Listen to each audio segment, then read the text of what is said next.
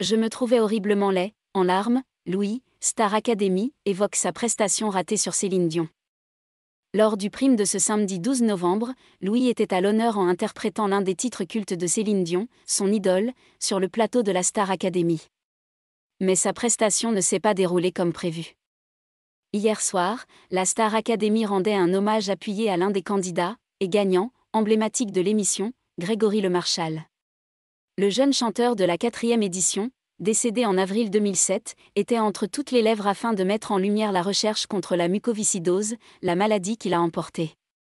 Pour l'occasion, Louis a proposé de chanter sur It's All Coming Back to Me Now, interprété à l'origine par Céline Dion, qui est à la fois sa chanteuse préférée, et aussi celle de Grégory. Mais tout ne s'est pas passé comme prévu. Je me suis dit, t'es horrible, confie Louis.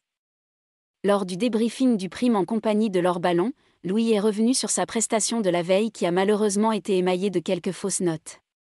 Mais comme on le constate, il a d'abord eu du mal à se revoir à la télévision. Je me suis dit, t'es horrible, confie-t-il, expliquant avoir pleuré toutes les larmes de mon corps.